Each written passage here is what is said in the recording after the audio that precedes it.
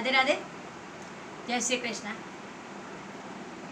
एक बात है कि दुनिया में कितनी तरह की औरतें होती हैं, जैसे माँ, बहन, बेटी, सास, बहू, पर अक्ल सबकी अलग अलग होती है कि नहीं होती है? सबकी अक्ल अलग होती है। औरतें कितनी तरह की होती हैं, जैसे अपन क्या कहते हैं कि एक औरत अच्छे घर की या अच्छी बेटी, अच्छी बहू कोई भी आए तो घर को समेट लेती है, अच्छा कर लेती है, परिवार को समेट के रखती है, घर परिवार सब पूरा मिला के चलती है। वो चाहे कितना भी वो दुख से, लेकिन अपने परिवार को नहीं बिखरने देती है। एक औरत ऐसी होती है जो पूरा परिवार को आते ही ब्याह के आते ही तितर बितर कर देती है। न पति, न बच्चा, न घर, न सास, न ससुर, कुछ भी नहीं, अपनी अकड़ में रहती है। ऐसी औरतें भी होती हैं। ऐसी औरत नहीं होनी चाहिए। औरत बिगड़ चलता ही नहीं है दुनिया में। और बहू तो साक्षात लक्ष्मी होती है, होना भी चाहिए, लेकिन घर बिखेरने वाली नहीं चाहिए। बेटी बहू सब एक ही है, माँ भी एक ही है, सब एक औरत ही है।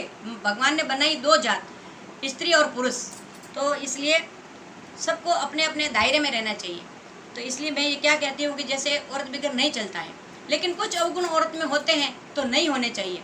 जैसे फूल, पुष्प कितने तरह के होते हैं, लेकिन उसके सबके गुण अलग अलग रहते हैं, खुशबू अलग अलग रहती है। कैसे कि जैसे चंपा का फूल होता है, मैं आपको बताती हूँ। आज चंपा का फूल आपने कभी देखा होगा, सुना भी होगा, क्यों नहीं देखा होगा। तो उसमें क्या होता है कि चंपा, चंपा तुझ में 3 गुण, चंपा तुझ में 3 गुण, और रूप, रंग और बास, मतलब रूप भी है, रंग भी है, और स्मेल अच्छी खुशबू भी आती है। चंपा तुझ में 3 गुण, रूप, रंग और बास।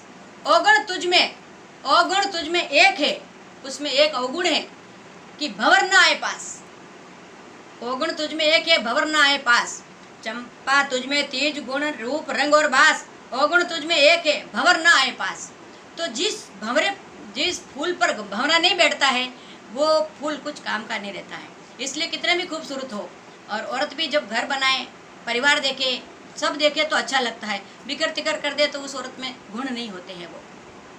दूसरी बात, कबीरा कुआं एक है। भक्ति भी किसी प्रकार की होती है, भक्ति भी कितनी प्रकार की होती है, और औरतें भी कितनी प्रकार की होती हैं। इसमें आप देखो, ऊपर नीचे देखना कि कबीरा कुआं एक है, पनियारी अनेक। एक ही कुआं रहता है, औरतें कितनी पानी लेने को आती है। कबीरा कुआं एक है, पनियारी अनेक। घाघर सबकी अलग है, घड़ा सबका अलग रहता है, औरतें भी अलग रहती है। घाघर सबकी अलग है, पानी सब में एक। उसी कुएं में से सब पानी निकालेगी, लेकिन वो पानी घर घर में जाएगा, हर घर पे पनियारे के ऊपर रहेगा। इसलिए भक्ति सब एक जैसी करते हैं, कोई किसी प्रकार से, कोई किसी प्रकार से, भजन से, पाठ से, पूजा से, मंदिर से, या माँ बाप की सेवा से, सास ससुर की सेवा से, ये सभी भक्ति तो है। परिवार का भी प्यार है, परिवार निभाओ, परिवार नहीं निभाओ, भक्ति करो, क्या काम की, कुछ नहीं है। इसलिए और रेंट भरे, ये अपने मारवाड़ी दुओ कि रेंट भरे चरक्यों भरे। रेंट भी भरे, रेंट कभी देखे वाला पुराने जमाने में, रेंट भरे चरक्यों भरे, पण फरवा में फेर, वो तो वाड़ हरिया करे और वो छोता को ढेर। गन्ना जो निकल जाता है उसमें से, वो तो फिर छोते रह जाती हैं, और रस पीते दुनिया सब अच्छी रहती है। और जो रेंट फिरता है वो पानी का होता है, वो खेतों को हरा भरा करता है, इसलिए वो भी अच्छी बात है। और अब एक सास बहू का दुआ है जो मैंने ऐसे ही जोड़ के बना लिया है, देखते हैं कैसा है।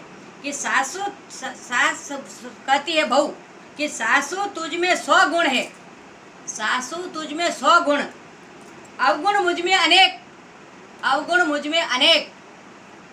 पर बंदी की बारी आई, अब तू मुझको देख। इसके बहुत प्रश्न उठते हैं कि इस दुआ में क्या होता है कि जब सास कितनी भी समझदार हो, तो सास जब बिस्तर में पड़ जाती है तो बहू अगर समझदार है तो भी बोलती है कि माँ आप जैसी तो मैं नहीं पाती हूँ, नहीं बन पाती हूँ, लेकिन फिर भी मैं कैसा करती हूँ, आप मुझे देखो, मैं आपके राह पर चलूँगी।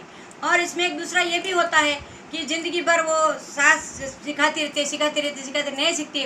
फिर अंत में जब सास बिस्तर में पड़ जाती है तो वो बहू बोलती है अकड़ की मारी, अब पूरी ज़िंदगी तूने मेरे को शिक्षा दी, मुझे से शिक्षा सिखा ली, कोई बात नहीं, अब तो पढ़िए, अब बंदी की बारी देख। तो ये भी है, ये 2 तरह की बहू होती है, वो दोनों तरह से सास को ये बात कहती है।